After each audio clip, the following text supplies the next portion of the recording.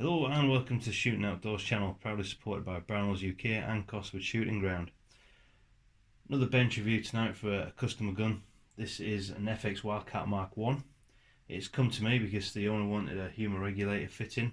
Anybody who knows that logo will know that them HUMA regulators pretty much come sorted for you. You have to do very little tuning. If you've got an impact, you'll know exactly what I mean when I say they're a nightmare.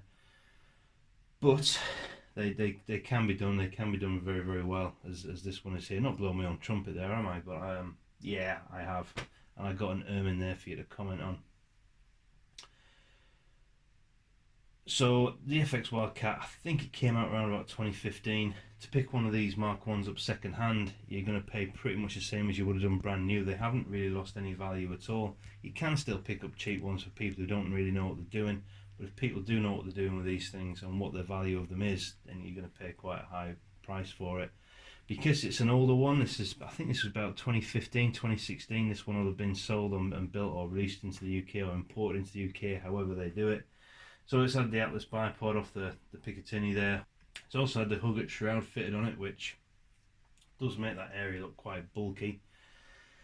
But again, Huggett moderator, I think they're pretty much the best air rifle moderators you can get. Others will say Virock, this, that and the other, but for me it's not about sound, it's about performance. And when you have vents like this, that's the delivery for me.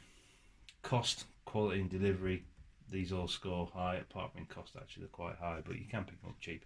Why would you want to fit a HUMA regulator into one of these?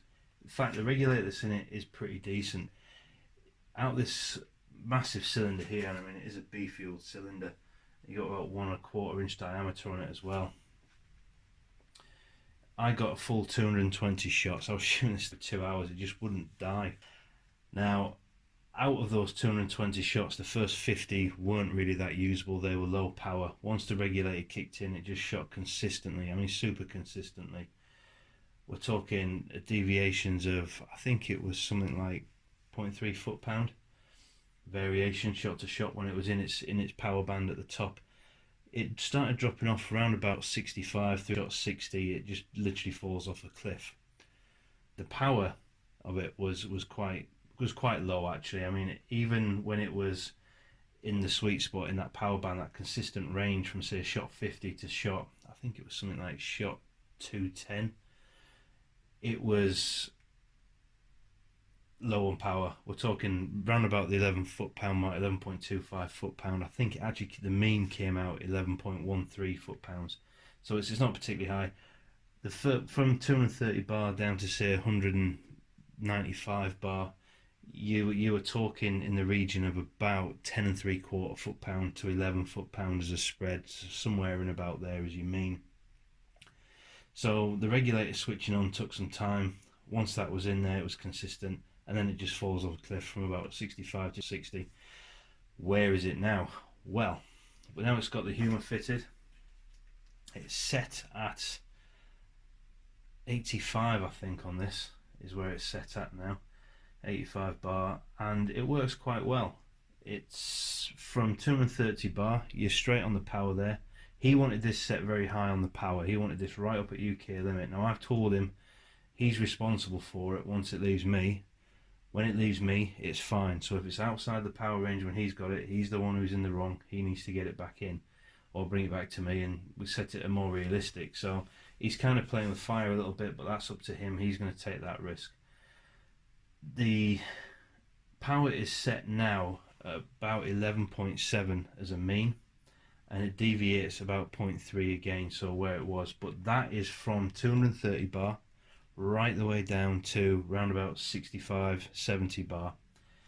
It's a little bit of a drop off. The drop off is very steep, very aggressive now, but from the second you get it, so he's effectively where it was ramping up, he's now got them straight away. Now because it's got an extra foot-pound of power coming out of it, or 0.7 foot-pounds of power coming out of it, right across the range, he is actually going to lose a little bit of shot count. However, he's only probably going to lose 30 shots. So whereas before he lost maybe 60 shots in total, he's now only lost 13. He's got 30 more usable ones right from the top end. So instead of filling 295 bar now and getting the power where he needs it, he's now getting that right from the full fill. So he should be pretty happy with that. And he must have like his little magazine holders, his little 3D printed ones. So that's pretty much where it's at now. So using my usual format, what do I think? Well, cost wise, I think they're worth the money that you pay for them. I'm not really going to argue that. So you can hunt around, you can see the prices yourself. If you can get them under price, they're worth it. On the quality side of things, these are very high quality rifles. I think when you buy one of these, it's not so much the machining being very good, a very high quality. For me, it's more the level of support you get with it. They really thought about this rifle when they started designing it, and same with the Impact and the Dreamline that they're bringing out, and Crown or whatever. FX do full assembly drawings on their website for all of their air guns, and that is a massive bonus, because even if you're not that are not going to pull it to pieces, at least you know how it goes together. And if you're like me, where you don't mind pulling them to pieces and putting them back together, then it helps a hell of a lot, rather than working off a ropey old schematic. As for internal components, this, that and the other, now the hammer spring I find on this quite soft, so it's worth noting this is empty. I know the magazine's in there, but it is empty. You just have to trust me on that. When you cock this, set the power on this rifle, the best thing to do is keep the lever in the lock position backwards like this. Keep your fingers away from the trigger. What that does, it puts a little bit of tension on the actual spring itself and gives you the opportunity to kind of dial in the power with a little bit more resistance. Not only that, it's got like a little locking ring on the back of it that you screw in to kind of double lock the two together so that they shouldn't ever move. Now, in theory that works, however, the spring's that soft that when you start to screw the locking plate in against it, you end up taking the hammer spring with it and dialing in more power, taking yourself over the legal limit. Now this one, the most I got out of this one, because I always just wind them in just to see what they'll do on the chrono and then set them to where they want to be. This was 12.2 foot-pounds is what the maximum of this output of this rifle. Oh no, it did a 12.6 once, and then it dropped down to about 12.2, 12.4. So you can go slightly over. However, for the amount of power that you're getting out of it, it's just not worth it. Just going to quickly decock this.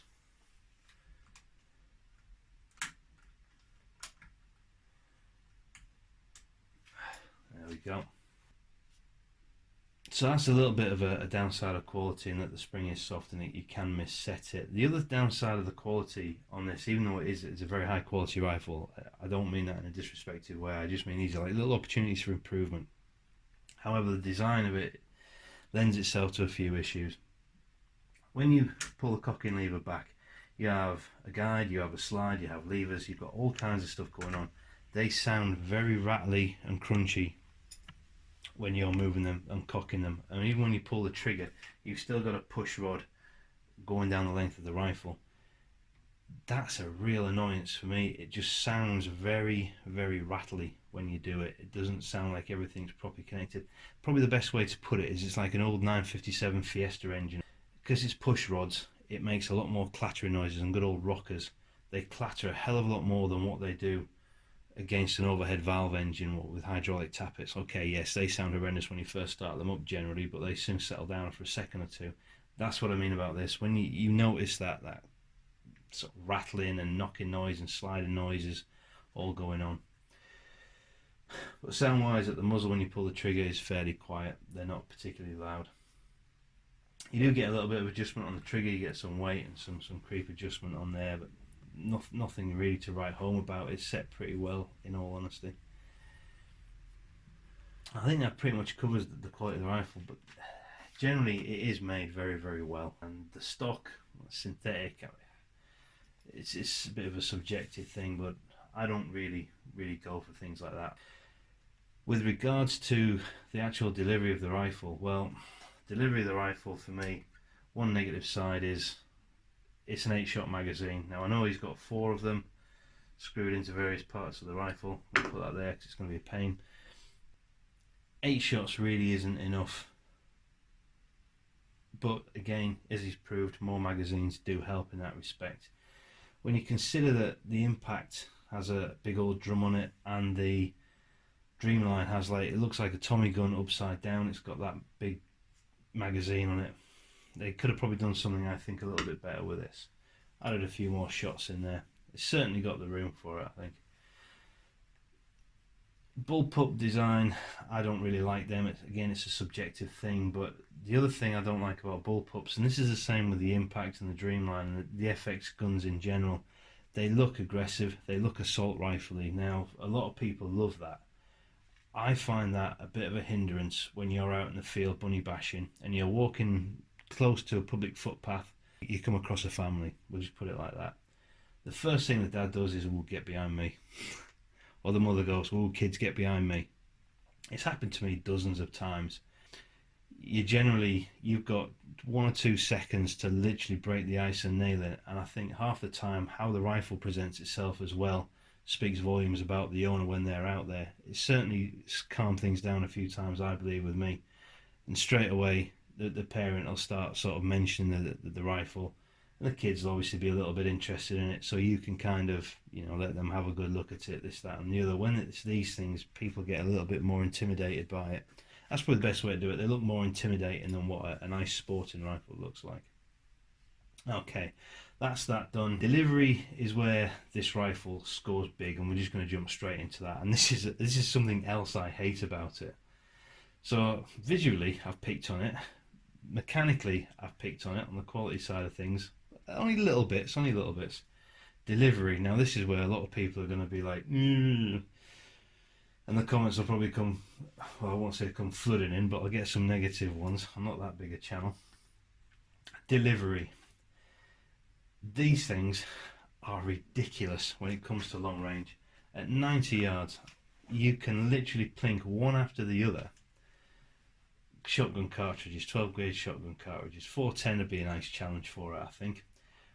Put them out at 90 yards, and once you know roughly where your trajectory is, you can just plink, plink, plink, plink, plink. It's as simple as that. A rifle barrel, and this is all down to the smooth soil, but a rifle barrel will generally dance around a clay. You won't have that particular accuracy that you get with these at that range. You'll smash the clay, you'll hit them consistently, but with these barrels, the smooth twist barrels, you can place where you want that pellet to land. And it's crazy when you look through your scope and you see that happening. It kind of defies all logic. However, try and bring that into, say, 10 and 40 yards. At 40 yards, they're about equally matched, I would say, a rifle barrel versus a smooth twist barrel. At 10 yards, the rifle barrel is significantly better than what the smooth twist barrel is. And this is what I mean by that. Now, I'm hoping you can see through that and see the white. You've got 40 yards on the left there. This is a marking round, just so I knew where it was zero, because this isn't zeroed for me, it's just picked up and shot. And then we've got one at 11 yards there. Now, there's a couple of flies there because I'm aiming at a theoretical point on the scope. I'm only just trying to hold the group loosely. But effectively, you've got a 16mm centre to centre group at 40 yards, and you've got a 10mm group at 11 yards. Now, it's only because of the aim point that's actually, I will say that you will get a 10mm group at pretty much any range you shoot at, way out to sort of 80 yards. I'm pretty confident that 60 yards, I reckon it would have shot the same size group. 90 yards, it'll probably open up to maybe double that. But the smooth twist barrel just seems to print the same size group no matter what range you seem to take it at, which makes it great for pest control. As for HFT and all the rest of it, I don't think that they would have the precision that you would get from a rifle barrel. They're great long range, they're okay at mid range, and they're okay at close range. They're certainly not the worst I've ever seen. So rifle barrel is better at close range to mid range. From the mid range outwards, this is where the smooth twist comes into it. Now, what's my problem with that? It's the same problem that I have with the Nissan GTR and the same problem I have with the Mitsubishi Evo 6. They effectively make you a better driver by being a better car. That kind of sounds a bit weird, but when you think about it, it's right. So for those of you who were ever lucky enough to drive a Mitsubishi Evo 6 straight out of the factory, You could lash that thing into a corner at about 80 miles an hour, lift off the throttle, let the back end come right round on you. All you have to do is keep the wheel straight and floor the throttle, and the damn thing would straighten itself up with its yaw control. Now, to me, that isn't driving. That's not making you a better driver. That's basically the car bailing you out because you've got yourself into that situation in the first place. You might have put yourself in there, but the car's still sorting it out. There's very little chance of you getting it wrong from that point and pointing the wrong way, which is why I preferred the Subaru, because you could do that and it was a little bit more fun. But this is what I'm saying about this rifle. Because of the rifle, the barrel that it's got, it allows you to shoot out so much further. And I see so many people, they'll put out a target at 60 yards and go, oh, too easy. And then they'll move it out to 70, oh, too easy. Before you know it, they're at 100 yards, oh, too easy. And then you get sick of hearing it and you go, I'll tell you what, smack that spinner at 18 yards then. Yeah, that little one there, that 5mm one or that 10mm spinner. And you watch them miss it, throw a tantrum, and then go back out to 90 yards and start kind of, patting themselves on the back again. And that's the problem I have with it. It kind of drives that attitude. I'm not saying that it's the rifle's fault. It's more the individual's fault. But at the same time, it just creates that problem. And I'm kind of, whereas I absolutely think it's fantastic and it's a cracking piece of kit, I think it sends out the wrong signals sometimes. You don't have to be a cracking shot to be able to shoot well. Is there a difference in calibers? So we did a whole pellet series last year on which caliber is the best one, and what we said was that 177 was the best field gun. You got better range, you got better trajectory, and 2.2 was the better close quarter rifle. With the smooth twist barrels and the FX, they're in a little bit of a different sort of category really. It's almost like you now need to split that between, well, with your 2.2 cal, are you going smooth twist or are you going rifle barrel? Because a 2.2 in one of these I think is much better than the 177. The 177 does it, but you get the same sort of accuracy out of the 2.2 that you do with the 177. There's very little in it. The only difference is you get much better weight and a loopier trajectory. But if you do buy one of these, chances are you're going to be the type of fella that's going to sit there with his cup of hot chocolate on the bench and you're going to reach out to 90 yards and nothing else and remind everybody how good a shot you are. In which case, it's not going to matter whether you've got a 177 or a 2.2 because you're going to zero at 90 yards and just hold it there. You might walk it out 5-10 yards, you might walk it back in 5 or 10 yards, but all you'll do is you'll just trace where your pellet drops. So 2.2 is probably the better barrel to go for. Overall though, I don't think you could go wrong with one. I think if I had to trade in my S410 and get something else, it would be an FX. But until they come away from this whole tactical thing and synthetic assault rifle looking things, I'm not really going to touch them. They just, I don't think they really help me out. They may help me out at long range shooting and increasing my distance to get more quarry. However, like I said, when it comes to a hearts and minds kind of thing, I just find this a little bit too aggressive and intimidating. So come on FX, think of everybody, don't just think of gimmicks. Let's get some nice sporting looking rifles out there. You've done it before, you can do it again. I think that pretty much completes the review, the bench review on this. There's not much more to say about it really. It's just ruthlessly efficient, great to work on. Setting power is a little bit awkward with it, but other than that, it really is a truly tremendous tool. As always, feel free to comment. Stay safe, shoot straight. I'll catch you next time. Thanks for watching. Goodbye.